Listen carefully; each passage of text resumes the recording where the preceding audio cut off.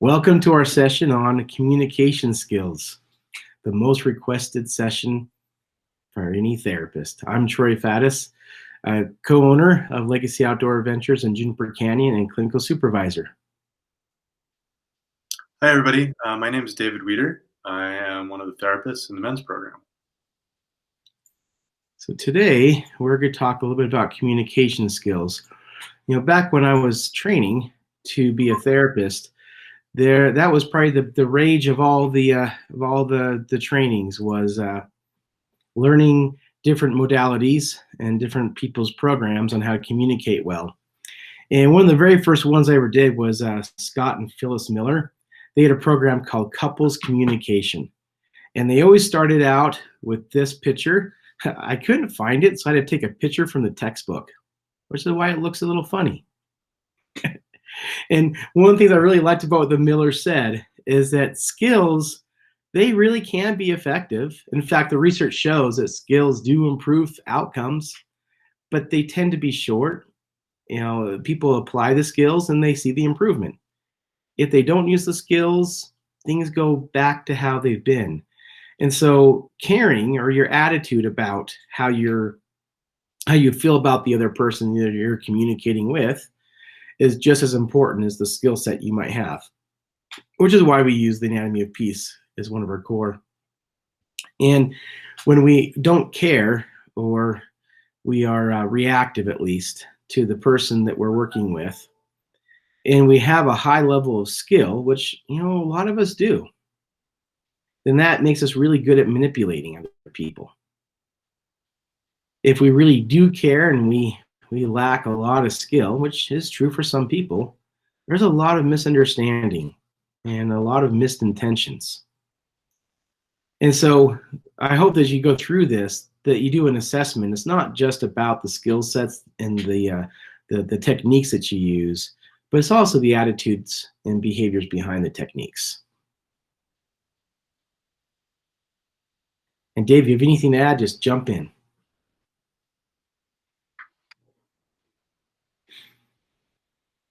So we often communicate on a spectrum, and for whatever reason, I couldn't find a graphic that showed a spectrum. They all show circles, so I threw a circle in there.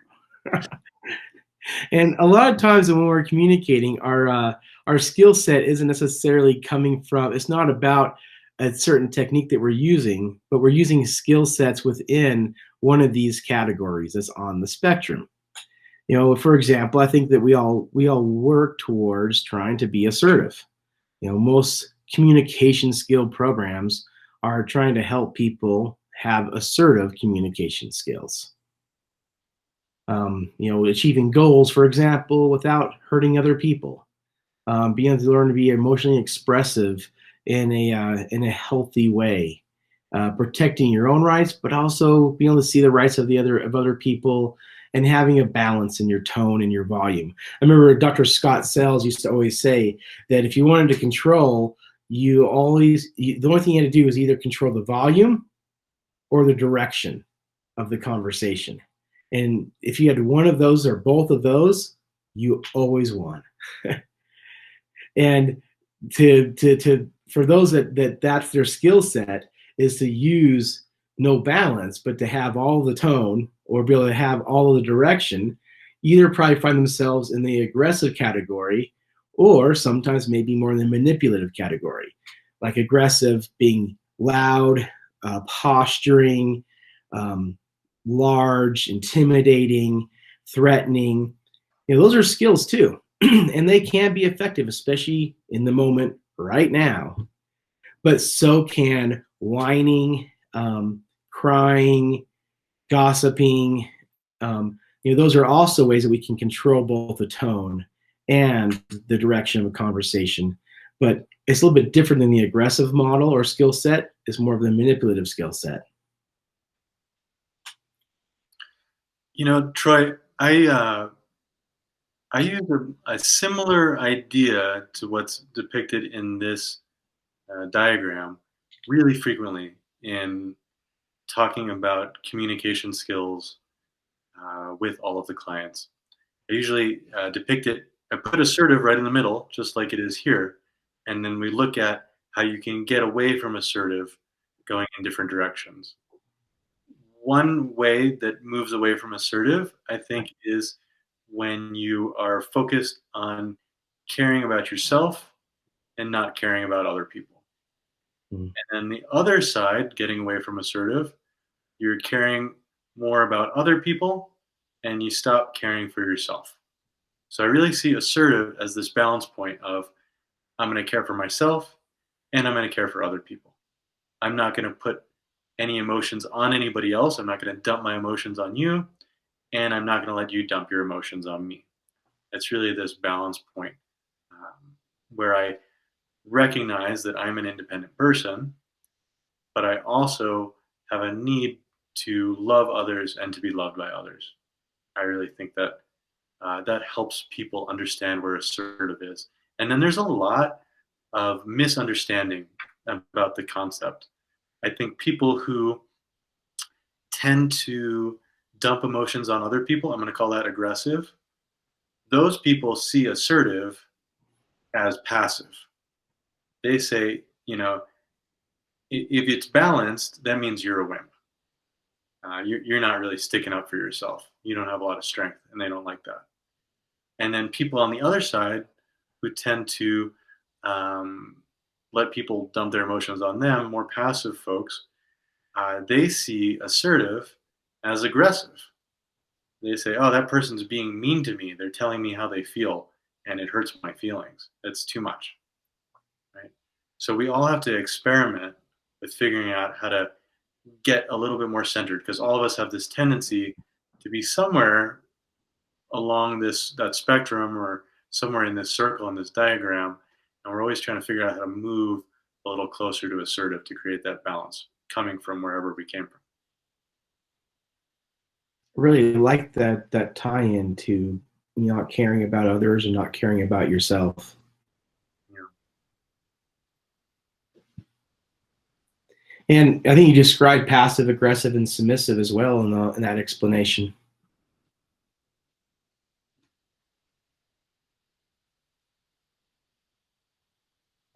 The I feel statements.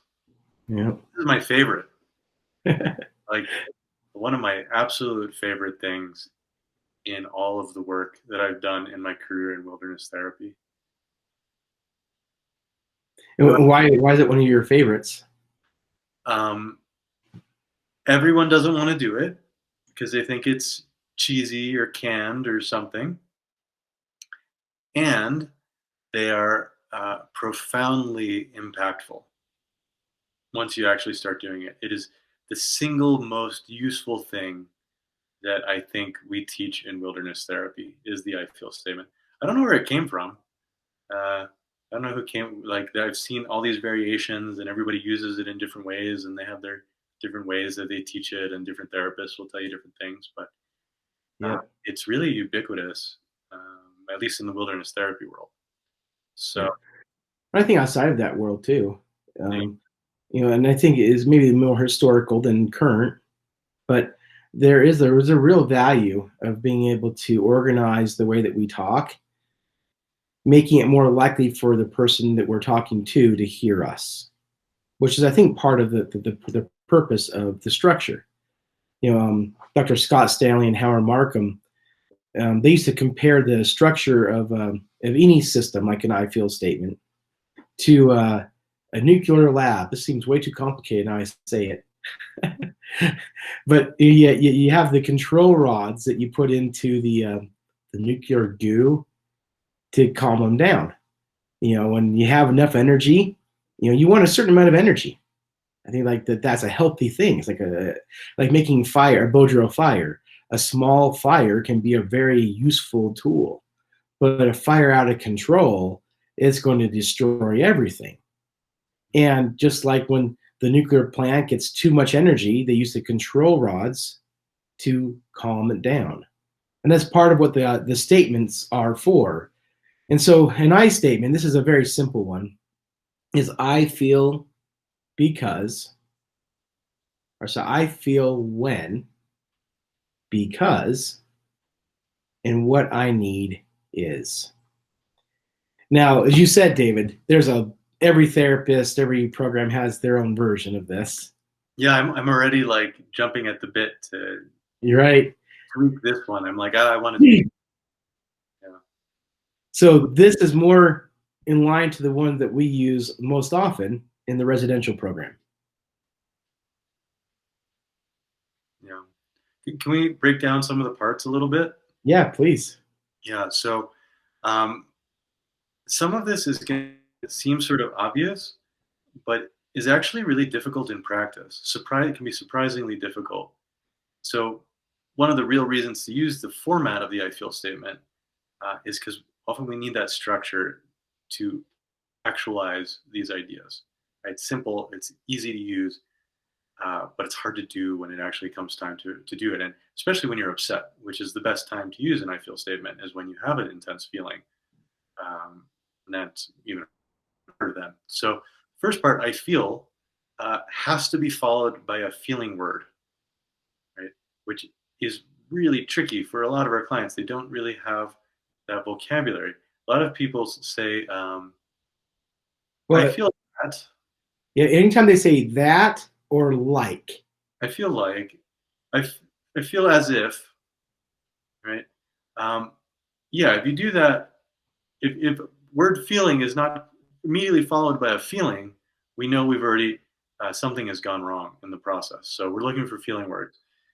Angry, sad, hurt, happy, joyful, scared, any of those. That's big. Just trying to figure out how to name those things and expand that emotional vocabulary. The second part, when, I think of as being the most objective description of what's going on that you can come up with, so we can all be on the same page. I feel angry when you're a jerk is pretty subjective. It doesn't. We're not really on the same page. I feel angry when you punch me. Everyone saw you punch me. Like we can all agree that it really happened. So that's the when. Um, how are you envisioning the my part is? What do you think about that, Trey? This is one of the ones that Maddie really, I think they started using this at Juniper Canyon a lot. And as you and I were talking earlier, that I think it helps the listener hear when they know it's not all going to be about them. Yeah, that's really key. I think back in the old days of wilderness therapy, we had this idea that we were gonna, we would say, bust and I feel at somebody. And I've been trying to get away from that for a long time. It sounds very aggressive. Um, I always encourage people not to say, you're certainly not going to say an I feel at someone. I don't even, I'd say don't even say an I feel to someone. An I feel is a request for anyone that is available to hear how you're feeling.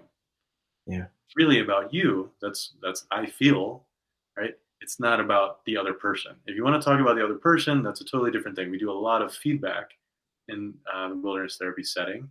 You can tell other people about what they're doing, and that's valid. But it's not great for encouraging relationship. Yeah. The I feel is much, much better at encouraging relationship than me giving you my feedback about your behavior. So I think that my part step probably helps with that.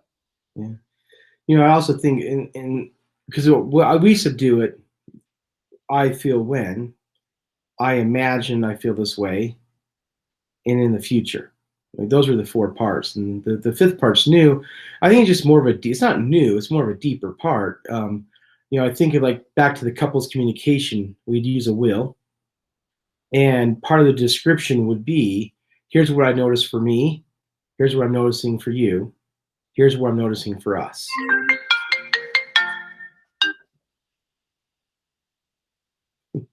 Sorry. And we do the same thing for the I want. Here's what I want for me. Here's what I want for you, and here's what I want for us. Yeah. So you said every person had their variation and their complexities. Yeah. I think that to keep it as concise and simple and as specific as we can makes it more likely to be used. Like you said, the time to use this is when we are the most reactive, when we are the most upset, and trying to remember the format when we're already there. If we can simplify it, it's more likely to be used. It's a way to get out of those stuck places in arguments where Mhm. everyone is trying to justify the reason that they're the one being hurt. Right? If you're trying to prove you're right in an argument because you feel hurt. Um, and the other person also probably feels hurt on some level and is just trying to justify their pain too. So this is a way to pull back from that. I have a couple more thoughts just on these steps here. I imagine is good. What I usually say is, uh, I think I feel this way. What do I say? I, I feel this way because I think. I imagine accomplishes the same thing. What we're trying to get at is the connection between the perception or the thought and the emotional experience. This is, I think, the trickiest part of the I feel statement, right? Why is it that you actually feel that way about what happened? What is the cultural context? What is the social context? Um, what's really at the heart of the experience for you?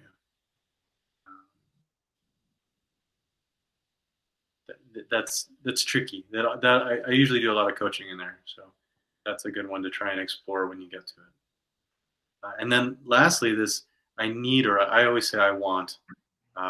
These are all different iterations of the same idea, of course, but there's also a connection between your desire and your emotional experience.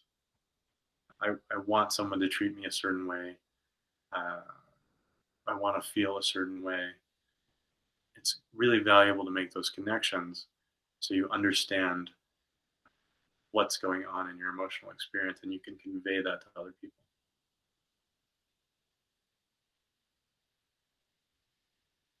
I'm trying to think of, do you have a good example on the top of your head Right? of an ideal statement that a lot of parents might feel? Yeah. Um, let's see. Try not to be too cliche, but generic enough.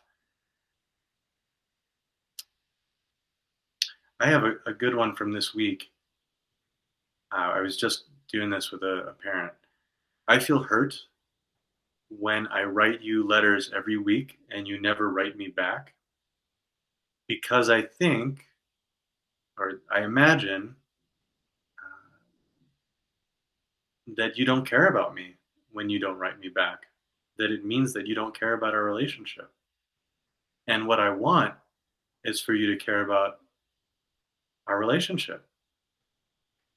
And then I'm going to go back in and I'm going to add step 3 because I'm not used to doing that one yet. But I think for that parent, my part is she keeps writing even though he doesn't write back.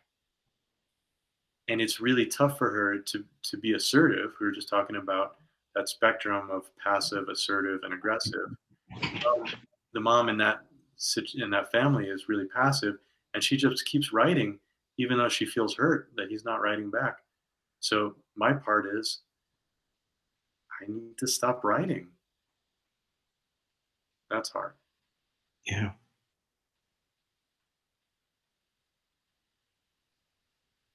I was thinking of one as well.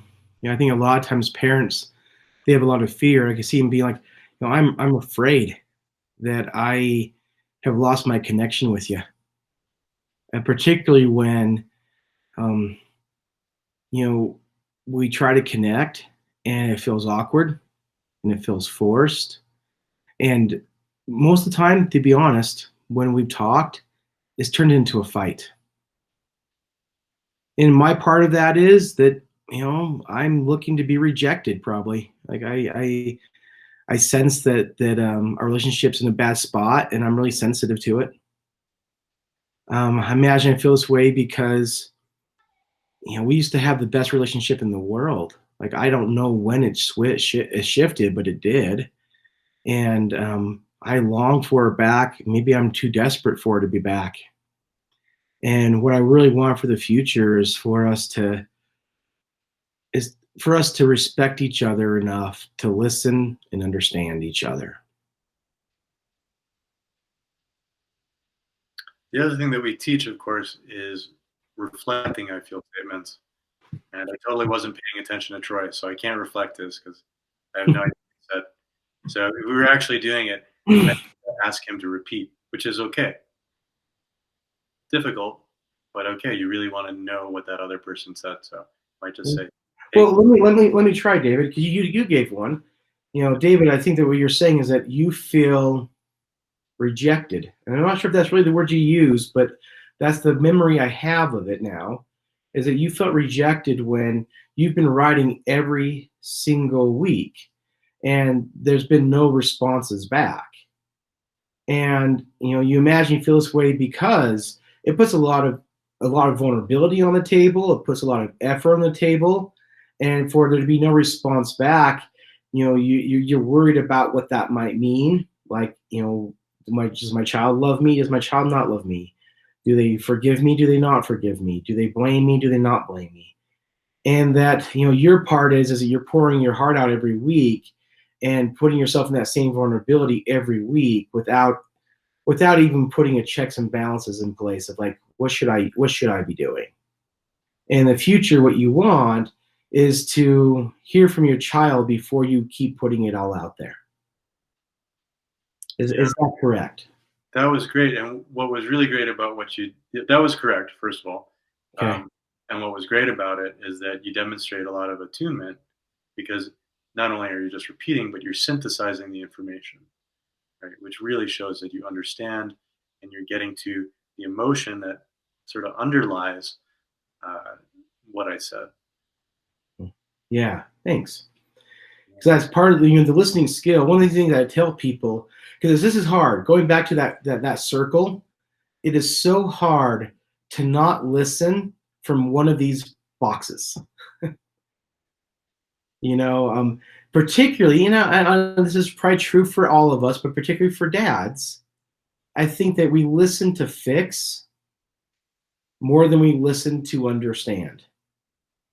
What we're talking about here is listening to understand. So, you can ask questions, but they're questions to only clarify what they said. Can I want to just add Yeah. one thing there. I have this belief, Troy, that um, in a lot of ways, understanding and love are synonymous. So when we listen to understand, we demonstrate love. And that is the help that we're giving rather than I'll help you fix that problem. Yeah. That's powerful, especially if you think about what the opposite of it might mean. If I listen to fix, what does that mean?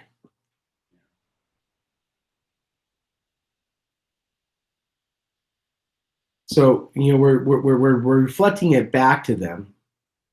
And it's not just like we're not just sitting there to parrot it back. I like to think that we're trying to listen at both the content level, but we're also reflecting back emotions. As we talked about in other sessions, the difference between secondary and primary emotions, and we're going to reflect back both. But I think that the David, the word you use is attunement. Yep. The more tuned you're going to feel is because I've reflected back more primary emotions. Or if I'm really helpful or skilled, I can also hear maybe some of the hidden meaning, as long as I'm accurate, some of the hidden meaning behind what you were saying, and I'm reflecting that. To go to this idea of attunement a little bit, um, we're not all terribly practiced at paying attention to how other people feel. Really being there and paying attention.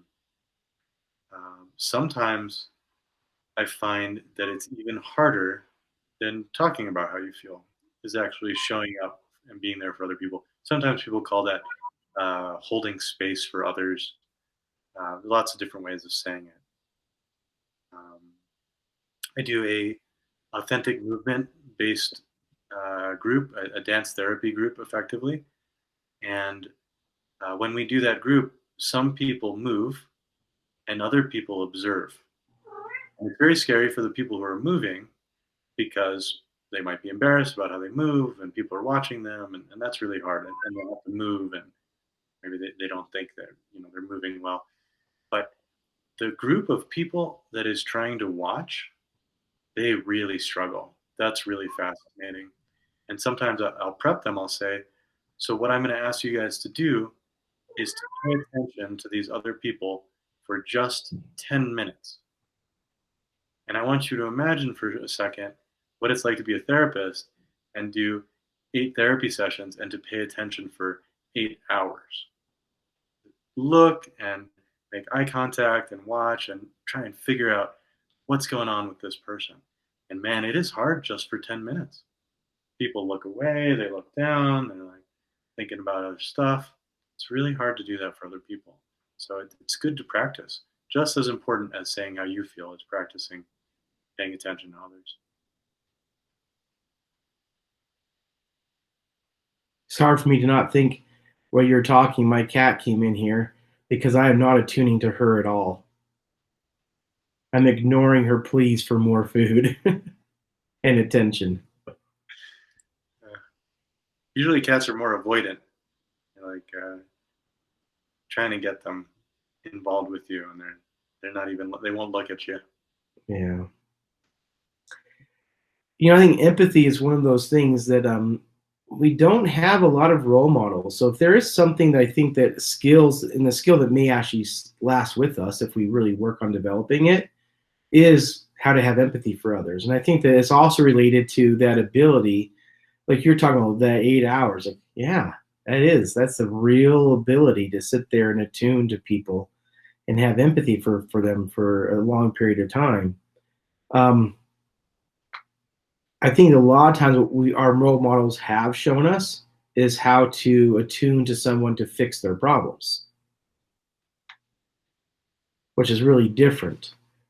And so that's where I like Dr. Gottman, the Gottman Institute. They have a couple of lists. This is just one of them that gives people who don't know what an empathetic statement may sound like just some help. As things like, I can see how important this is to you, or that does sound scary. This is a pretty big decision. Like this is a critical moment for you. I don't know if those are the ones that he has there. He has things like, he's upset, and I would be upset too. I think one really important message that this demonstration of empathy sends is that whatever you're feeling, the feeling itself is okay. There is no feeling that's wrong. When you validate feelings in this way, when you recognize the feeling that someone is having, you say, it's okay to have that feeling. And separating that out from behavior.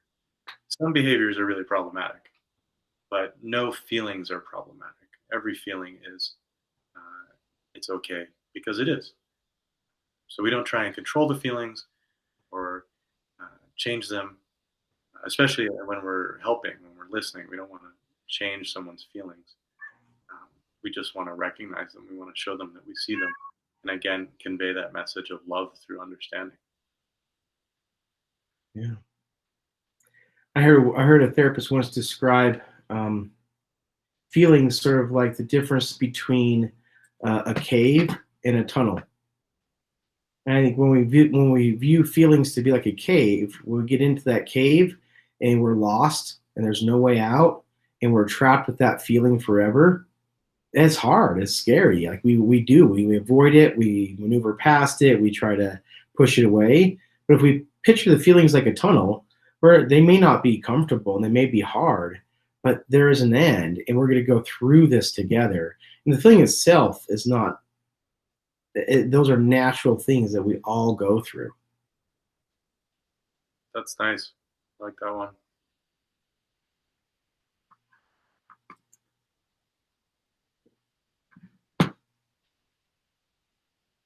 And I think that there's maybe it's what you meant too. Like the attunement is love. The ability to understand is showing love. I think that the opposite, and I don't know if I don't want to say it's hate, but maybe it's even ambivalence. That when we just try to resolve things or fix things or move past things before they have really been dealt with. And that's a comfortable skill that a lot of us have, but they don't help create that experience of empathy. And so some statements to avoid are things like, don't worry about it. Um, you shouldn't feel that way. Don't be mad, just get even. um, it's not that bad. Just calm down, everybody. There's a connection between love and acceptance, and I think what we're looking at in these statements to avoid the flip side is a lack of acceptance. We say Mhm. it is not okay for you to be like this.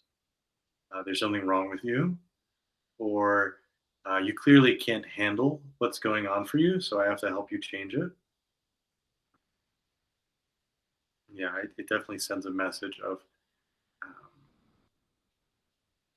maybe fear in a way, fear on the part of the listener, and also perhaps on the part of the person having the experience. They have to get out of that because it's dangerous, it's scary somehow.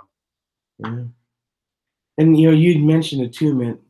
I don't think this is exactly what Dr. Gottman meant when he used the acronym ATTUNE, but he says, be aware of your partner's emotions. So, if people are not sure what attunement means, I think this might be helpful for them.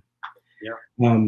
Awareness of your partner's emotion, turning towards that person's emotion, not away from it. We all have that neurological response. We can either lean in or we're going to lean out. It's like leaning into their emotions, not out.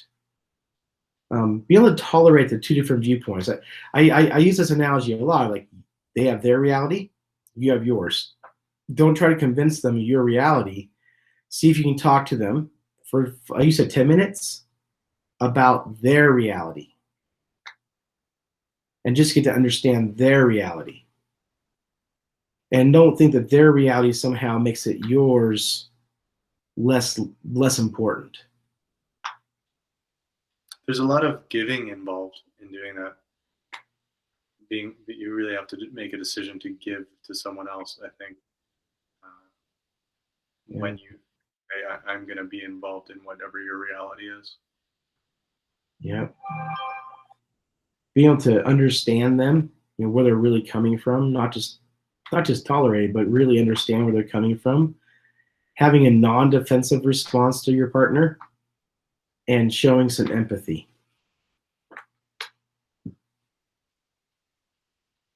How am I going to do all of that in the moment, Troy?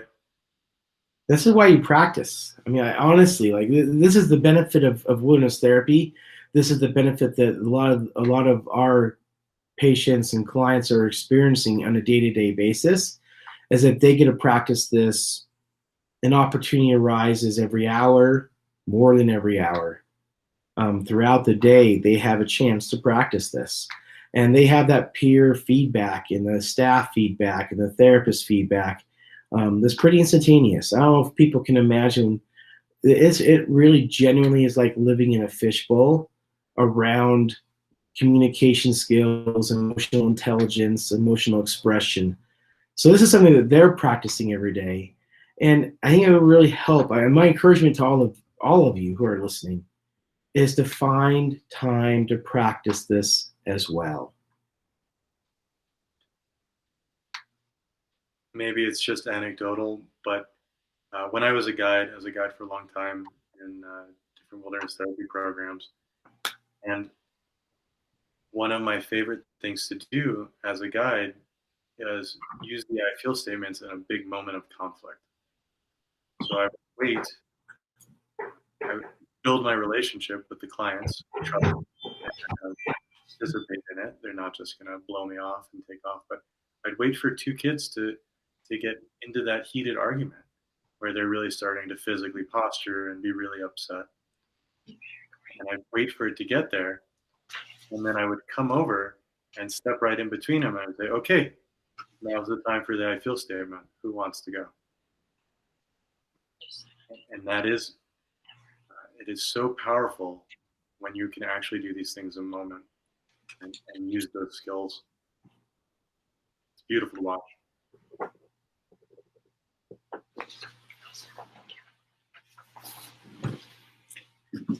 Well, I'm just like saying, sorry. Tina's trying to get checks to the bank for Legacy, and I had to sign checks. yeah, and I'm just rambling about. I So had nowhere to go with that. I can edit some of that out. Well, thank you all for joining us. I appreciate it. Again, encouragement. Practice these skills. Find places to use them. Notice the impact that they're having on you and those that you're using them with. You all have a wonderful week. Stay safe and stay healthy. Thanks for taking part, everybody.